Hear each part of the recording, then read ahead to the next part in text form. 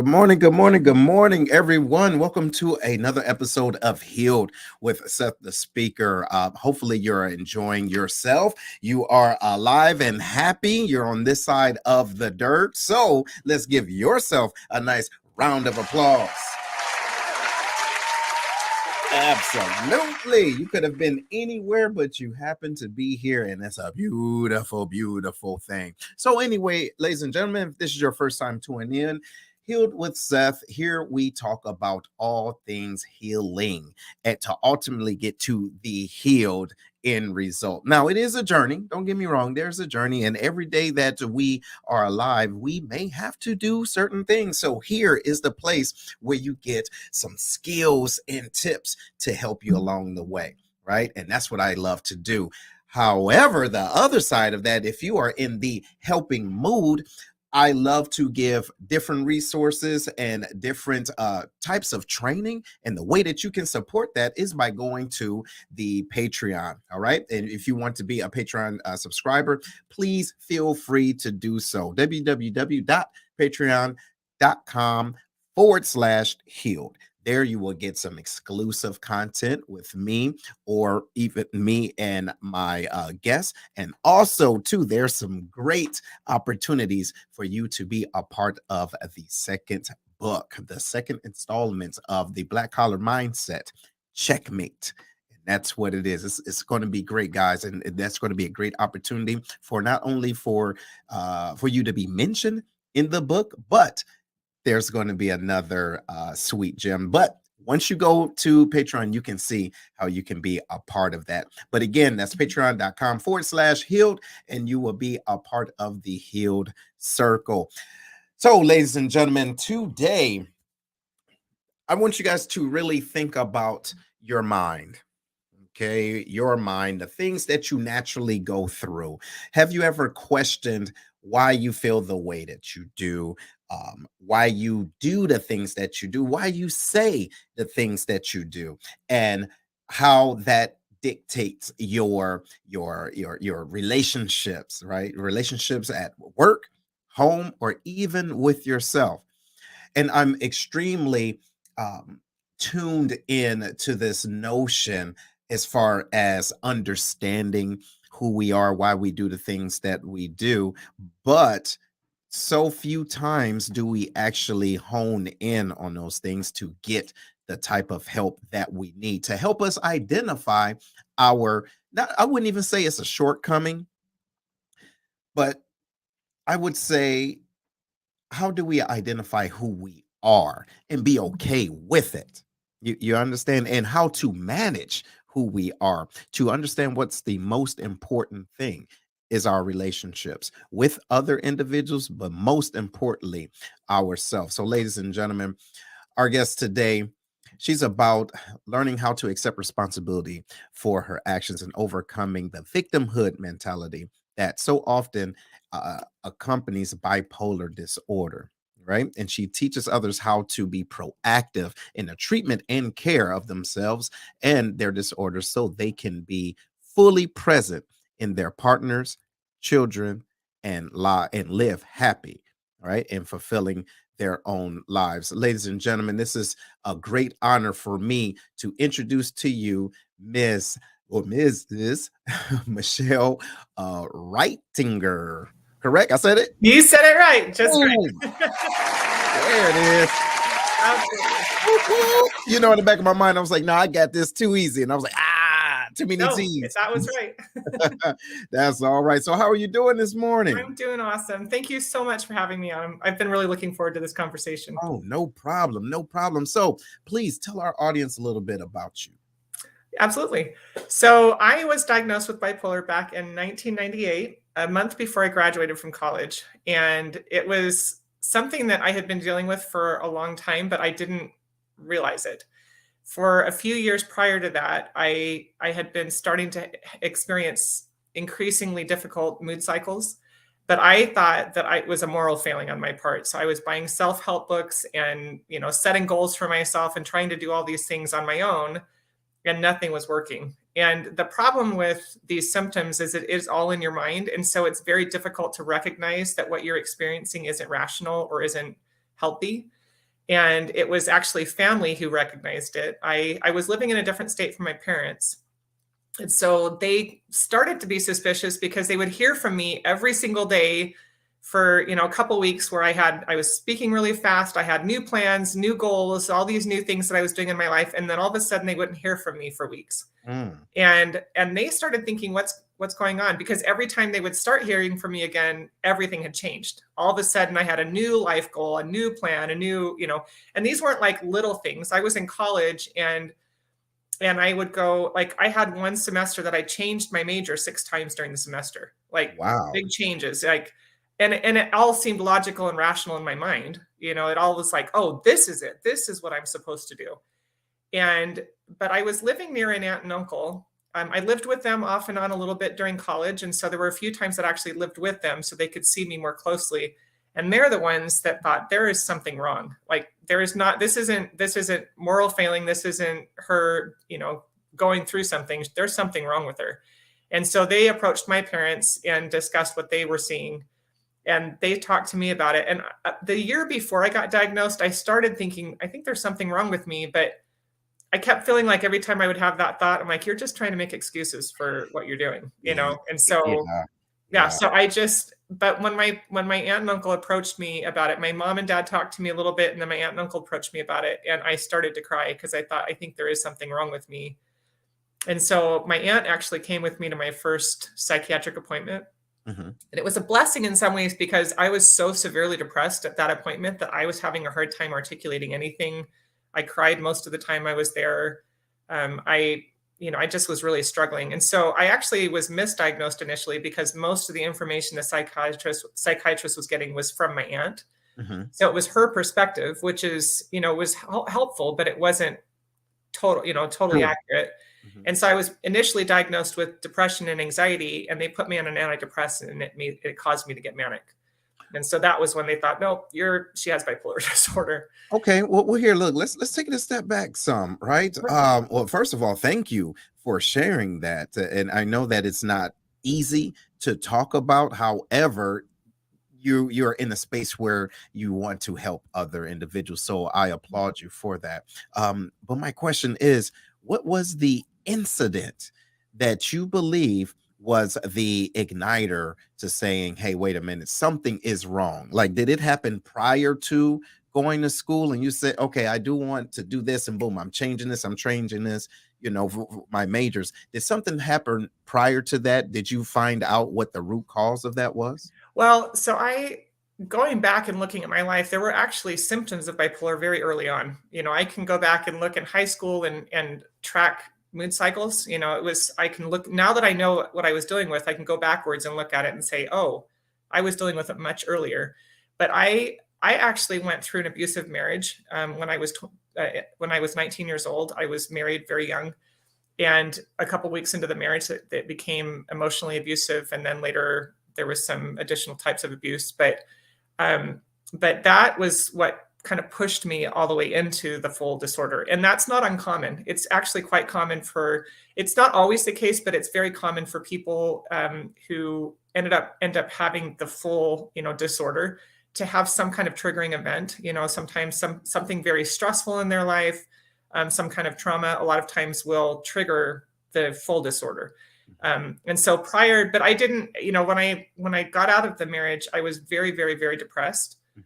And I was quite depressed for a long time, but it seemed normal to everybody because of what I'd just been through. And so it never occurred to anybody that there was anything wrong other than dealing with the aftermath of a terrible situation. But it was the few years leading after that, so it was that I was in college already when I was married. And so I already had 2 years of college under my belt when I got out of the marriage. And then I had about, I don't know, half a year that I didn't do any schooling. I was just working, trying to kind of recover. And then I went back to school and I started to feel better. Mhm. And that was when the mood cycles really kicked in. I would go through periods where my mind wouldn't shut off. I couldn't sleep at night. And I just felt like I was receiving tons of inspiration, and all of a sudden I knew what my life purpose was, and I knew what I needed to do with my life. And I would make all these drastic changes. And there were also physical physical things that would happen whenever I got manic, I would cut my hair and color it, and everybody was watching me do these things, and the haircuts were getting more extreme. The hair colors were getting more extreme. Um, and then when I was depressed, I would go buy new makeup. And I actually at one point discovered I had a like a Apple box, a large box filled with makeup that had been almost not even used, because Mm. every time I would get depressed, I would buy makeup for myself, trying to make myself feel better, use it a little bit, and then put it in the box and never use it again. And then the next time I would get depressed, I'd do it again. So there were all these little kind of indicators, but nobody was really seeing most of it. And I Mm. wasn't recognizing that these were indications that there was actually something mentally wrong. They were Mm. just, it was me desperately trying to figure out my life and trying to, figure out how to follow what was going on in my head. And, and then the other thing that was going on was during my senior year of college, when I was very sick. And it's interesting, over the years, as I've had a number of different doctors. Every doctor, when I go through my story with them, are shocked that I didn't have a breakdown. That they Mm. said, I can't believe you didn't have a breakdown. And I think I was almost there. When I got to the point when my parents and my aunt and uncle recognized something was wrong, I was almost to the point of having breakdowns. So Oh, wow. it was a blessing that I didn't. But Absolutely. and the thing is, the other thing I was going to say is, during that year, I was taking, like, some of my classes were graduate level classes. I was a political science major, and I was taking these classes, and those types of classes often are entirely dependent on one test or one paper. Mhm. And so I was going through periods of time in that class where I wasn't attending class at all because I was so depressed. Mm. And then towards the end of the semester, I got totally manic, and, I would stay up. I had one paper that I wrote for a Chinese foreign policy class that I stayed up for 3 days straight and just I think I wrote for 24 hours straight and turned the paper in and got an A. Like, I was on the dean's list. Mhm. But so on paper, it all looked good. Right. Everybody was proud of the fact that I was on the dean's list, but I was very sick. Right. So essentially, would you say that you would bury the I guess you will overtask yourself and not necessarily healthily in a helpful way manage Yeah, there was your nothing rational about health. what I was doing. I thought it was rational. Mm. My mind was going so fast. And the thing that a lot of people don't understand, a lot of times people think, oh, I know what that feels like. Unless you've experienced manic mind, it's really hard to really fully appreciate what that feels like. If you Oh, can see it, a lot of right. times So, people can see it because you see somebody, like, they're talking so fast and they can't mhm. stop talking, and they're not really making total sense. They're jumping from thing to thing.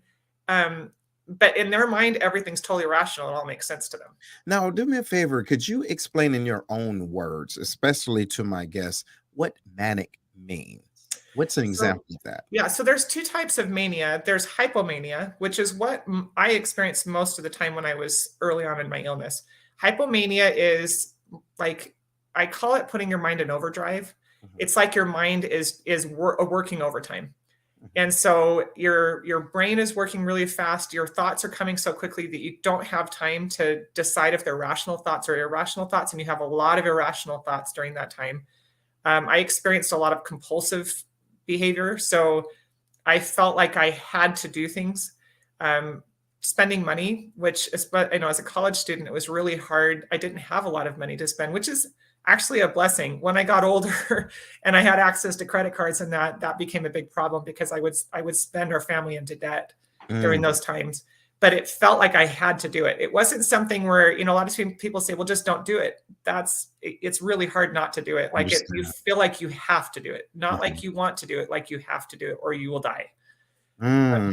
So Yeah. the So question is, how did you rationalize that? Like, you know what I mean? you don't need Because to like, rationalize it. You're not rational. mm, That's the thing, is that when you are in that state of mind, you're not in a rational state of mind. When we say rationalize it, it means you're trying to make excuses for why you need to do something is wrong. mhm, In that state of mind, you don't know that it's wrong.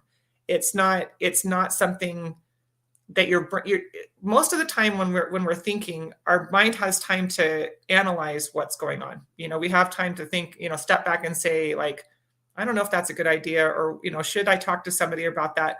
When you're in a manic state, you're not rational anymore, and your brain, your thoughts are coming so fast that you don't have time to think about them. Wow. So when I got further on in my illness and I started to become really aware of what was going on, I started to ask for help. One of the things that my husband and I had to figure out was how he could talk to me so that I wouldn't get angry with him, There because we go. that's one of the things that's really hard, is to not feel offended or angry when somebody suggests that you're not in a rational state of mind. When we first tried this, I would say, okay, if you think that I'm getting manic, will you say something? And he agreed to it. And then he would say something and I would bite his head off. Right. And he's like, I'm not doing that again. That's a trap. Like, Mhm. I'm not going to do that again. But then when I would come out of the manic episode and recognize what I'd done, I felt terrible. And so we had to come up with a way for him to be able to approach me and me to receive what he was saying without getting angry with him. So Wow. that took time. But I could see how much, as a mother, once I got married and starting having children, and my husband, I didn't want to ruin my relationship with my husband, and I didn't want to hurt my children. And so that was when I really started to try. I thought I was trying before, but that was when things changed for me. I didn't want to hurt them anymore. I remember specifically, so in 2008, 10 years after my diagnosis, I had a massive breakdown and I was hospitalized multiple times. I attempted suicide twice, and they did electroconvulsive therapy on me, which is, they call it shock treatment.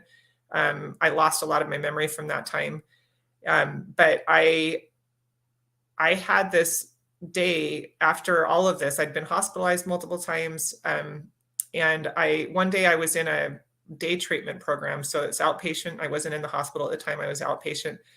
And I remember the whole day feeling like one of the things that I experienced was that a lot of times I felt like the treatment kind of fostered selfishness in me. Um, Mm. it was like everybody needs to understand, everybody needs to, and I remember sitting there thinking, well, it's not my fault that I have bipolar, but it's not my husband's fault either. And That's it's right. not my children's fault. Like, I don't want them to keep suffering. I've got to figure out a way to treat this. Like, I don't want to ask them to put up with this. I don't want them to have to put up with my children. When I would get into these really irrational states of mind, a lot of time I experienced this really intense anger, like rage, almost like an out of body experience. I felt like I was watching myself rage at my children, and Mhm. I hated that. I didn't want to do that anymore. And you couldn't stop yourself. No, like I said, it felt like an out of body experience. Like I had no control over myself. And afterwards, I felt horrible. Like I would sob watching my children at night sleep and just think, I got to figure out a way to stop doing this. I don't want to live this way anymore. And I don't want them to live this way anymore. Awesome. So one of my questions, well, boy, I have so many questions. Boy, where can I take it back? So let's go back to your husband, right? When did you two come up with a plan that you could apply so that or that you two could apply that you wouldn't take things so personally? What was it that helped to build that trust? Well, it was during that year. My husband and I were married in 2002. So that was 4 years after my diagnosis. Mhm, And about a year later was when I had our first child together. I had a stepson, so I was a stepmom as soon as we got married, mhm, and then we had our first child together a year later. mhm. And the first, let's see, the first about 6 years, 6 or 7 years of our marriage, my disorder just got progressively worse, and I didn't really know how to manage it. I thought I was, but I was being told you just find the right medications and you'll be fine. And so I was trying, but medications weren't working for me. And I Mm, was just getting worse. And my husband at the time was working excessive hours. Like he worked 13, 14-hour days, sometimes 7 days a week. And then he was also trying to go to school at night. And so he was, not often home. And it wasn't my encouragement. I encouraged him to go to school because I wanted him to progress in his career. all right. But I don't think that he really saw how sick I was either. So it was this thing where I was just trying to white knuckle it and taking all the medications and doing the best that I knew how at the time. And the breakdown in 2008 was the wake up call for both of us that this wasn't working. And it was after all of the hospitalizations and everything that I had this day when I was watching my daughter play, And I had this recognition that if I succeeded in taking my life, it would ruin her life. That's right. And so I thought, I can't ever let myself get to that point again. I have to change. Something has to change.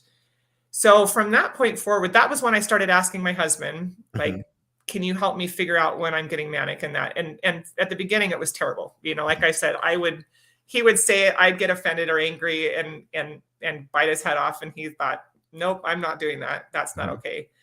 And so, but I really did want his help. And so we decided that he would say, I see something. Are you willing to listen to me? Mhm. And that Yeah. was my cue to check myself and think, okay, my husband loves me. He's seeing something that concerns him. I need to listen to him.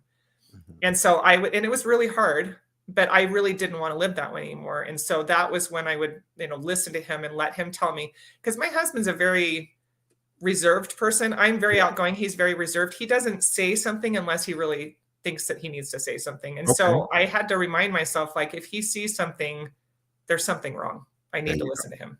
go. Mhm. Yeah. Wow. Well, look, first of all, what's his name? Scott. Shout out to Scott, okay, for having that patience. As a matter of fact, let's Yeah, get at the Scott.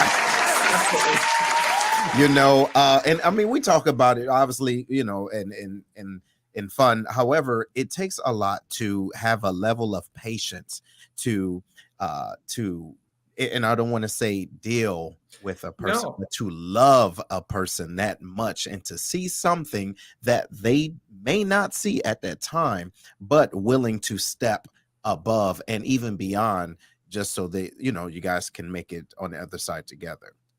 Well, and I wouldn't have blamed him if he left after what happened in 2008. That whole year was horrible. My diagnosis changed from bipolar 2 to bipolar 1 because I had my first psychotic episode. I was swinging from manic to depressed like almost daily. Massive mood swings. One day I was in love with my husband and so grateful for him. The next day I was going to leave him because it was the worst thing in the world. Like, it was horrible. And if he had left me, I wouldn't have blamed him. It's a miracle that our marriage. So I've asked him, years later, I had several times when I asked him, like, why didn't you leave? And he said, I don't know. And I'm grateful that he didn't, because we Right. have an amazing marriage now, but it took years to repair the damage from that. Absolutely, and I'm sure, and it's worth it, right? So, Absolutely. my other question is, as got help and things of that nature, is this the type of, I guess, sickness that is hereditary? If so, did it come from your mother or father? And the other part of the question is, what are your thoughts about this? Later on developing within your children.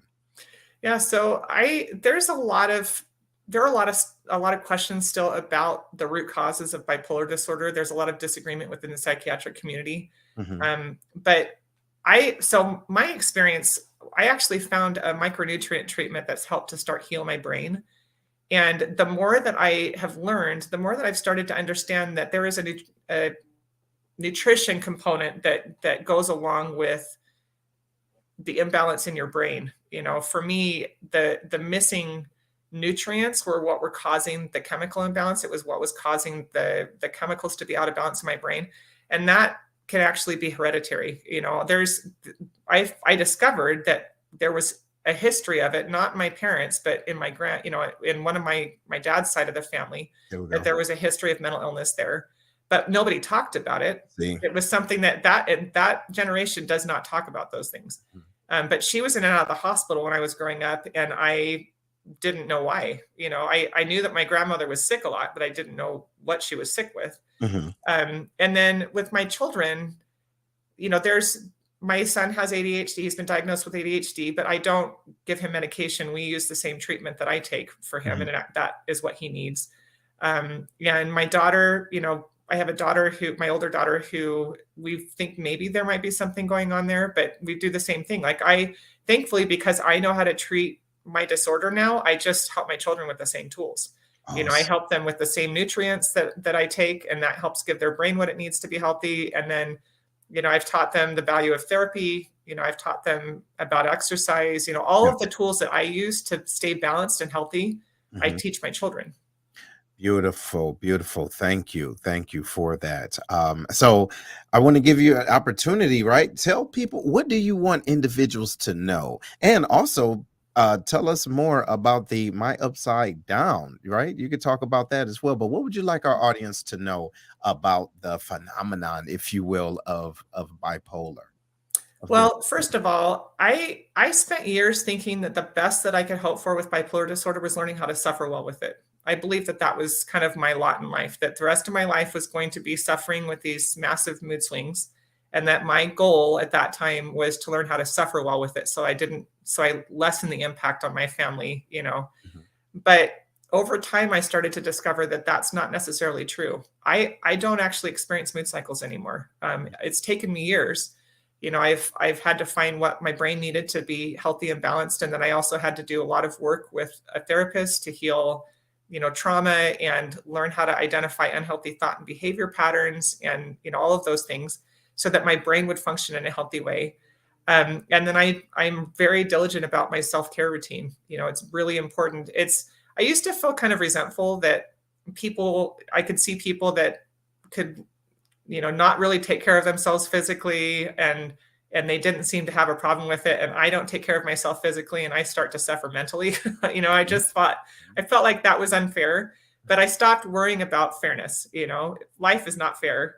A lot of people have really bad, you know, difficult challenges that they overcome, and I thought, okay, so stop looking at other people, stop comparing myself to other people, and that's key.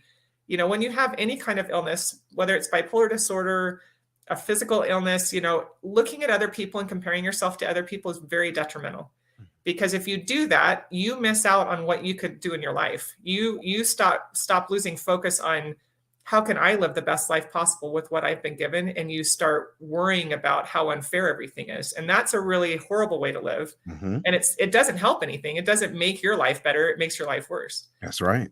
You know, so once I stopped worrying about looking at other people and feeling like my life was unfair, and focused on what do I need to do to live the best possible life I am capable of living, that is when things started to change for me. And you know, and I like I said, it's one of the things that actually the reason why I started my Upside of Down is because I started to get really frustrated with why wasn't I taught all of the things that I've learned?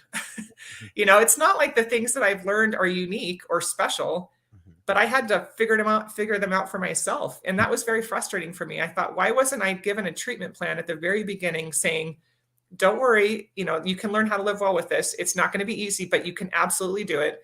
And these are the steps that you take. absolutely. And this is the order you take them in. Mhm. And so that's why I started my blog, was to teach what I learned, to shorten the learning curve for other people so that they didn't have to figure it all out for themselves either. There you go. Love it, love it, love it. But thank you so much, ladies and gentlemen. Please give it up for Miss Michelle. My goodness. Woo. You know what? I would say that I've learned a lot, right? I learned a lot within this conversation as far as, what bipolar disorder is and can be for different individuals. And also, too, I didn't know that there were different stages. So you said it was stage one, Well, bipolar disorder so one and two? Mhm, bipolar 2, people with bipolar 2 have hypomania, but the mhm, majority of what they're experiencing is pretty severe depression. So there's a lot of depression coupled with some hypomania. mhm, I had a lot of hypomania, but my depression, the worse it got, the worse my depression got. So, mm, but then bipolar 1 is characterized by having mania that has like psychotic features. So when I had my first psychotic episode was when they changed my diagnosis to bipolar 1.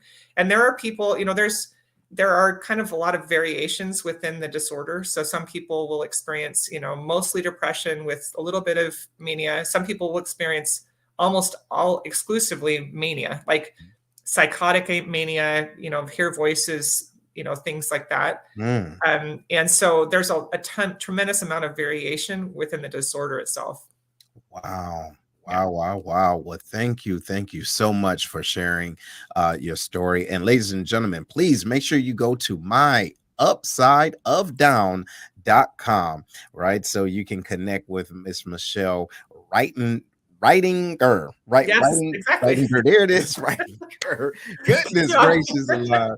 But yes, ladies and gentlemen, this has been an outstanding show, and thank you again for being so vulnerable and being honest and transparent. You said something too that I want to tap on to very quickly about our generations, okay, and the generations before, and the things culturally our families would do to shun that side.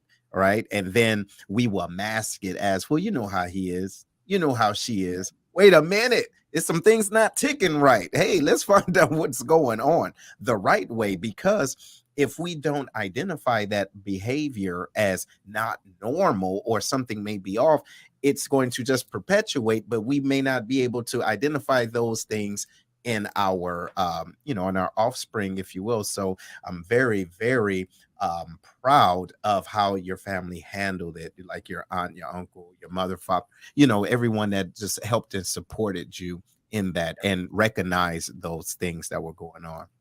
Yeah, yeah. I think it's really important to be. That's one of the reasons why I'm so open about this is Mhm. there should not be any shame associated with having a disorder like this. Yes. And Yes.